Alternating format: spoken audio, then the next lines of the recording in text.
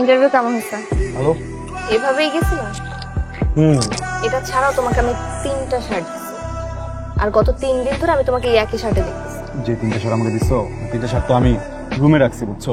আর আমি গতকাল রাতে ছিলাম গুরুর বাসায়। এখন ধরো আমি যেখানে ইন্টারভিউ যাওয়ার কথা ওটা গুরুর বাসার পাশে। আমি চিন্তা করলাম যে সকালবেলা ঘুম থেকে উঠে আমি রুম থেকে আবার যাবো মিটিং এ। তো এই যে একটা এক মিনিট, মিটিং মানে কি? তুমি না আমাকে ইন্টারভিউ বলছো? হ্যাঁ, মানে ইন্টারভিউর মতোই, বুঝছো? ওই টেবিল ছিল, চেয়ার, একটা সিনেমার স্ক্রিপ্ট নিয়ে আসলে। আবারও ফিল্মের স্ক্রিপ্ট? যাই হোক, কিন্তু একটা প্রেজেন্টেশনের তো ব্যাপার আছে। তুমি এই শার্টটা পরে কেন গেছো? আচ্ছা, আদৌ কি তুমি কোনো রুম নিছো? মানে নিছি, মানে নিতেছি। আসলে হয়েছে কি, এখানে যে দেখলাম ভাড়াটা নিয়ে যে ক্যাচাল, সকালবেলা একদম নির্দিষ্ট সময় উঠতে হবে, নির্দিষ্ট সময় বেরোতে হবে, নির্দিষ্ট সময় ঢুকতে হবে, এরপর আবার নাকি রাতে লাইট জ্বালাতে দিবেন। আরে এটা তো বোর্ডিং স্কুলের মতো। পরে ভাবলাম যে কয়েকটা দিন অপেক্ষা করি, বুঝছো? অপেক্ষা করতে থাকো, আর আমি তোমাকে এভাবে টিফিন ক্যারিয়ার এসে খাবার খাওয়াতে থাকি, তাই না? এইভাবে কতদিন? আর আমার ক্যারিয়ারটা দাঁড়ায় যাক, আমি তোমার টিফিন ক্যারিয়ার অফ করে দিই। তোমাকে আমি কতবার বলছি পাগলামিগুলো বন্ধ করতে? তুমি যেটাকে পাগলামি বলতেছো না, এটা কিন্তু আসলে পাগলামি। আমাকে একদমই উল্টাপাল্টা যুক্তি দিবা না তুমি। দেখো, আমি না প্রত্যেক দিনে একই জিনিস নিয়ে তোমার সাথে যুক্তি তর্কে যেতে রাজি। হ্যাঁ, আমিও রাজি না। আরে খাবার নিয়ে যাও, ভালো কথা, পানি দিয়ে যাও, হাত ধুয়ে দে রিপা। একদম আগাবি না, কিন্তু বাটি দিয়ে এখন তোর মাথা মতো দিব। হ্যাঁ, তুই আঙ্গুলি চোষ, এটা ঠিক আছে তোর জন্য। ফোনটা ধর, এইভাবে নিজের পায়ে নিজে কুড়াল মারলে তোরে কে ঠেকাবে? প্রতিদিন সুন্দর একটা মুখ নিয়ে বাসা থেকে বেরোস, আর বাসায় ঢুকে ঝুম মেরে বসে। তুই যখন ঝামেলা বাদ দে। হুট করে একটা কথা বলে দিই, আমি তোমাকে কখনো বলছি কোনো ঝামেলা চলতেছে, আর আমি বাদ দিব কি দিব না সেটা তোমার দেখার বিষয় না, মা। অবশ্যই আমার জানার বিষয়। তোরা আগেও বলছি, আজকে আবার বলতেছি, এসব বাদ দে। তোর আব্বা ছেলে দেখতেছে, যে কোনো সময় বিয়ের ডেট করবে, মানসিক ভাবে প্রস্তুতি নেই। হ্যাঁ, আমি মানসিকভাবে প্রস্তুতি নিয়ে রাখছি। তাহলে তো হইলই। শোনো মা, তোমাদের যদি তানজিমের ব্যাপারে এত অ্যালার্জি থাকে, তাহলে আমি আর তানজিম কিন্তু জাস্ট পালায় যাবো। পালাই যাবে মানে কই পালাই যাবে? ও তোরে কই নিয়ে যাবে? তোর একদিনের খরচ জোগাড় করার ক্ষমতা আমার আছে? চাল চুলোহীন একটা ছেলের পিছনে খামোখায় সময় নষ্ট। বাবার কি ছিল? তুমি তার জন্য ওয়েট করো নাই? আর ওয়েট করে যখন বিয়ে করছো তুমি সুখে নাই, আমরা ভালো নাই?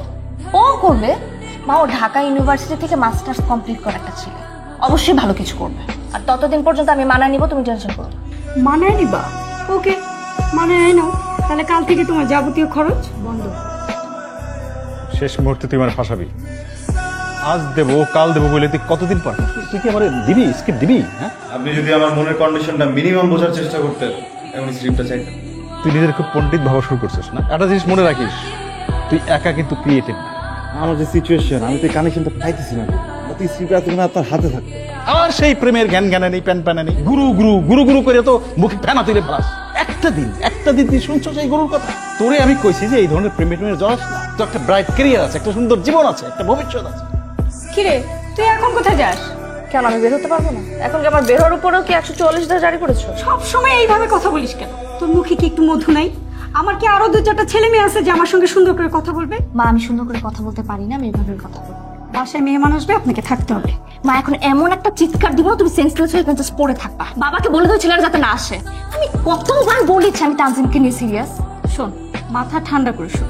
এই বয়সে এমন ছোটখাটো 2-1টা রিলেশন থাকি, ওইগুলো নিয়ে পড়ে থাকলে চলে? তোমার বাবাকে ছাড়া অন্য ছোটখাটো সম্পর্ক আর কয়টা ছিল? তোর মুখে কি কিছু আটকায় না? যা খুশি বলে যাবি। মা, তানজিমকে আমি অনেক ভালোবাসি। তোমাদের কাছে আমাদের সম্পর্কটা ছোটখাটো হলেও সম্পর্কটা কিন্তু অনেক ম্যাচিউর পর্যায়ে চলে গেছে। ওকে একদিন বাসায় আসতে পারো, আমি ওর সঙ্গে কথা বলবো।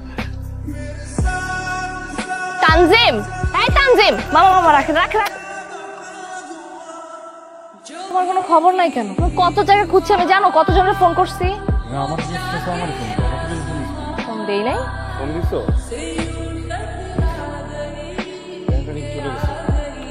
আমার ফোনের এই যে চার্জিং পয়েন্টটাতে কি ডিস্টার্ব, বুঝছো? আমি কিন্তু আমার একটা ফোন কিনে দিল পারে। ফকির মিসকিন। কি এটা? ওইটা ওরাকল বিসিএস মানসিক দক্ষতা। তুমি বিসিএস এর বই কিনে ফেলছো? 27 তারিখ পরীক্ষা। মাই গড, তুমি বিসিএস এর প্রিপারেশন না শুরু করছো? তুমি আগে বলো নাই কেন? টাকা কই পেছো? আর ওটা কি গুরুর কাছ থেকে নিচ্ছি? আবার? আরে টাকা পয়সা হাতের মনে, ভাবলাম যে অ্যাটলিস্ট তুমি তো খুশি হবে। অনেক খুশি হয়েছো। এছাড়াও রাত আরেকটা খুশি জানতে মা তোর সাথে দেখা করতে চাই। এখন দেখা করতে হবে না। কেন? না মানে দেখা করতে চাইছে, দেখা যাবে। দেখা করতে গেলে কিনে কি বলবে? পরীক্ষার আগে মনটা খারাপ করা যাবে না। পরে একটা কাজ করো, তারা বলো 27 তারিখের পরে যাবে। শোনো, আমি তো থাকবো তোমার সাথে। আমার মা খুব ভালো একটা মানুষ। কালকে চলো। বাড়িতে কে কে আছে তোমার? বাবা, মা, একটা বোন আছে, বিয়ে হয়ে গেছে কিছুদিন আগে ওর। আমি সবার ছোট। তোমার বাবা কি করেন? কৃষক। কৃষক, নিজেদের জমি জমা আছে? আসলে আমার বাবা অর্গানিয়া চাষ করেন আন্টি।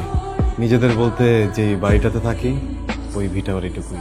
পড়াশোনা তো শেষ, এখন কি চাকরি বাকরির কথা কিছু ভাবছো? আসলে আন্টি আপনি তো আমার মার মতো, আপনার সাথে ব্যাপারটা একটু খুলে বলি।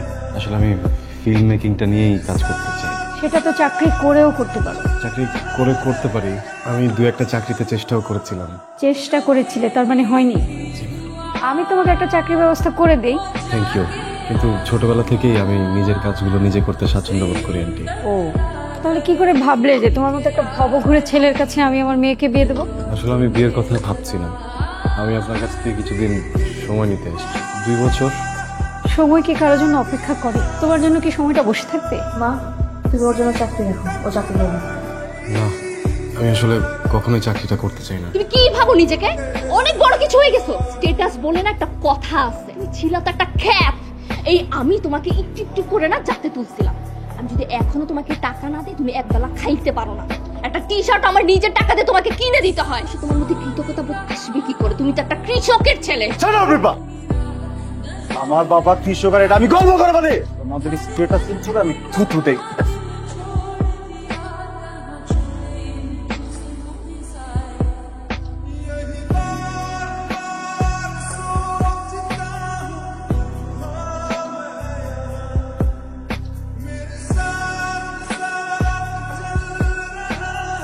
কি ব্যাপার তানজিম, তোমার কি মন খারাপ? কিছু হয়েছে? ভাই খবরটা খুশি, কিন্তু খুশি হতে পারতেছি। আমিও ভেবেছিলাম তোমাকে একবার কল করব, আমারও মনটা সাংঘাতিক খারাপ। কেন, কি হয়েছে আপনার? আমি আর বেশি দিন নেই তানজিম, নাই মানে কি বললেন বুঝি না। কই যাবেন? ভাবছি গ্রামে চলে যাব। আমার ওইটাই মনে হয় ভাই, আমাদের জন্য গ্রামটাই ভালো হচ্ছে। আমরা তো ভাই ঢাকায় ভিসা নিয়ে আসছি, তা আবার ট্যুরিস্ট ভিসা, যার কোনো বাপ মা নেই। আমার অবস্থা দেখেন, স্কলারশিপ পাইছি, প্রসেসিং করতে হবে। কি বলে ছেলে? এই তুমি স্কলারশিপ পেয়েছো? কোথায়, কিভাবে? অ্যাপ্লাই তো করছিলাম ভাই অনেক জায়গাতে, কানাডার অন্টারিও ইউনিভার্সিটিতে পেয়েছি। টাকার জন্য মনে হয় না যেতে হবে। আরে এটাই আসলে আমাদের বাস্তবতা তানজিম। ভাই আমি একটু ঘুমাই। হ্যাঁ আহা, তুমি এখানে কেন ঘুমাবে? তুমি একটা কাজ করো, যে পাশে তুহিন ভাই নেই, গ্রামে গেছে, তুমি বরং ওই রুমে গিয়ে ঘুমাও।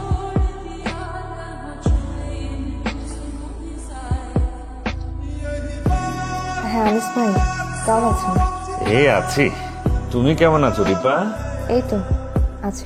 শুনে খুব খারাপ লাগলো আর কি, তানজিমের সঙ্গে তোমার কোনো রকম যোগাযোগ নেই। ছেলেটা আসলে ভালো নেই, তোমার সঙ্গে ব্রেকআপ হয়েছে, ওদিকে কানাডার একটা ভালো ইউনিভার্সিটি থেকে একটা ভালো স্কলারশিপ পেয়েও টাকার অভাবে প্রসেসিং করতে পারছে না। সত্যি কথা বলতে কি, আমার কাছে টাকা থাকলে আমি ওকে দিয়ে দিতাম, তাই আমার মনে হলো তোমাকে ব্যাপারটা জানানো উচিত, তাই জানালাম। রিপা, ভালো থেকো।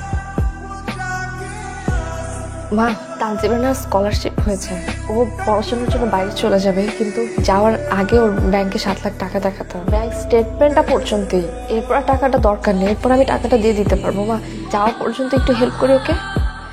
না, দরকার পড়লে বাবা যে ছেলের সাথে বিয়ে ঠিক করছে ভাববে, ওই ছেলেকে আমি বিয়ে করতে রাজি আছি। মা, কোনো সমস্যা নেই, একটু হেল্প করি মা তানজিমকে।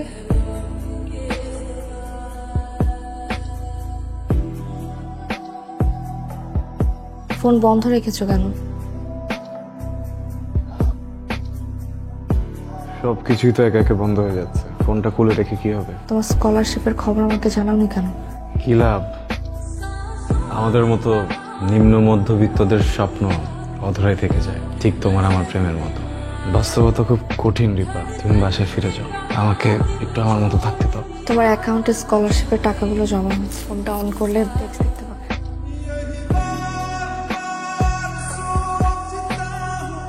তোমার হাতে বেশি সময় নেই, ভিসার কাজটা দ্রুত শেষ করো।